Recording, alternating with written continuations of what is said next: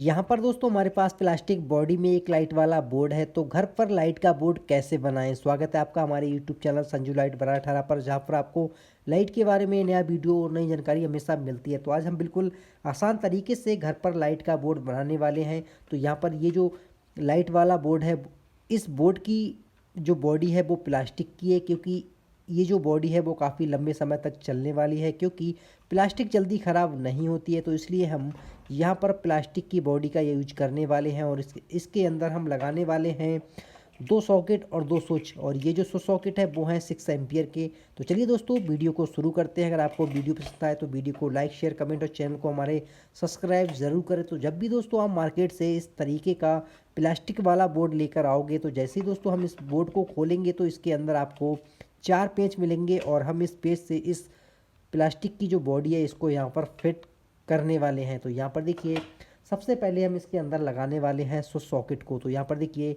इसके अंदर 4 खाने बने हुए हैं, तो हम 2 स्विच और 2 सॉकेट को लगाने वाले हैं। तो ये जो स्विच है इनको हम बीच में यहाँ पर फिट करने वाले हैं और इसके बाद दोस्तों यहाँ पर देखिए हम सॉकेट को लगाने वाले हैं। लेकिन दोस्तों आप देखोगे कि इसके अंदर जगह कम है और ये जो हमारा सॉकेट है ये काफ़ी बड़ा है।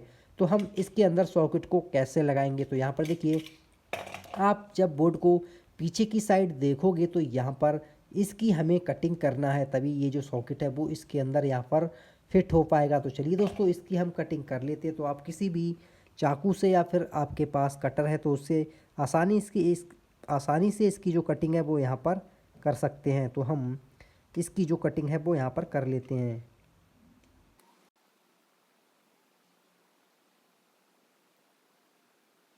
कटिंग करने के बाद यहाँ पर देखिए इसे आप पीछे की साइड यहाँ पर मोड़ोगे तो ये जो प्लास्टिक है वो यहाँ से टूट जाएगी। तो सेम दोस्तों हमें दूसरे जगह की जो प्लास्टिक है इसको भी यहाँ पर तोड़ देना है। ऐसे ही सेम कटिंग हमें इस वाले सॉकेट में यहाँ पर करना है। तो हम इसकी जो कटिंग है यहाँ पर कर लेते हैं। वो यहाँ पर हो चुकी है। अब हम इसके अंदर सॉकेट को भी आसानी से यहाँ पर लगा सकते हैं। तो चलिए दोस्तों हम इसके अंदर सॉकेट को यहाँ पर फिट कर लेते हैं और इसके दोनों स्विच हैं इनको भी यहाँ पर फिट कर लेते हैं।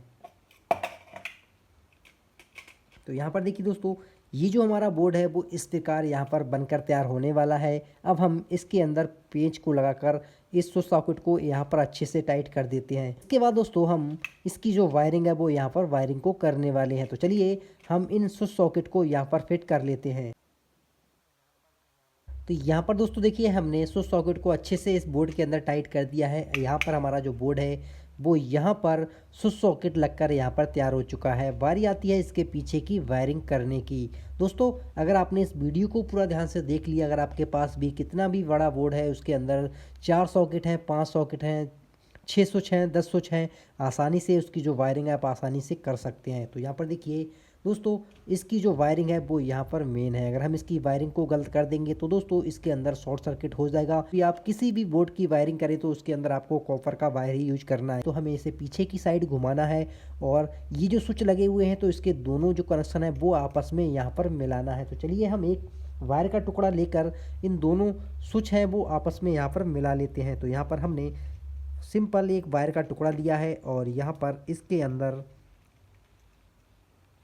कनेक्ट कर दिया है। अब हमें इसके जो कनेक्शन है उन्हें अच्छे से यहाँ पर टाइट करना है। ये जो हमारा स्विच लगा हुआ है इसके नीचे के जो कनेक्शन है वो हमने आपस में मिला दिए हैं। अब दोस्तों यहाँ पर देखिए ये जो हमारा सॉकेट लगा हुआ है तो हमें इस स्विच से और इस सॉकेट को कनेक्ट करना है। तो हम एक वायर का टुकड़ा लेकर इस स्विच से और हम इस सॉकेट को यहाँ पर कनेक्ट कर देते हैं। तो हम और इसका जो दूसरा सिरा है तार का वो हम लगा देते हैं सॉकेट के एक कनेक्शन पर।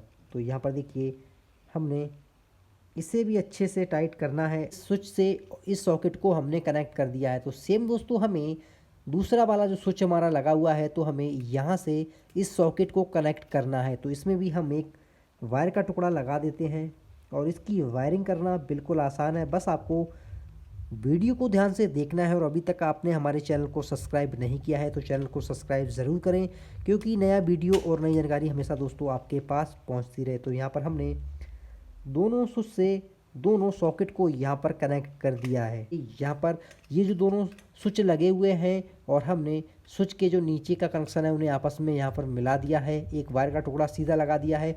अब ये जो स्विच है पहला वाला, उससे हमने इस सॉकेट को कनेक्ट किया है। तो सेम दोस्तों हमने दूसरे स्विच से दूसरे सॉकेट को कनेक्ट कर दिया है। तो यहाँ पर देखिए ये जो कनेक्शन है वो यहाँ पर हो चुका है। अब हमें इस सॉकेट से और दूसरे वाले सॉकेट को आपस में यहाँ पर कनेक्ट करना है। तो हम इसके अंदर भी एक वायर का टुकड़ा लगा देते हैं। तो सिंपल यहाँ पर हम वायर का टुकड़ा लगाते हैं और ये जो दूसरा वाला सॉकेट है इसका जो सिरा बचा हुआ है हम इसमें वायर का टुकड़ा लगाकर इसको यहाँ पर कनेक्ट कर देते हैं। दोनों कनेक्शन आपस में यहाँ पर हमने कनेक्ट कर दिए हैं। अब इसके अंदर हमें मेन लाइन को लगाना है। तो हम मेन लाइन को कैसे लगाएंगे, तो यहाँ पर हम दो वायर के टुकड़े ले लेते हैं। अब हमें एक जो वायर का टुकड़ा है वो हमें लगाना है स्विच पर, जहाँ पर हमने दोनों स्विच को आपस में कनेक्ट किया है। तो हम इसका जो कनेक्शन है इसको थोड़ा सा ढीला करते हैं और इसके अंदर हम वायर का जो टुकड़ा है वो यहाँ पर लगा देते हैं।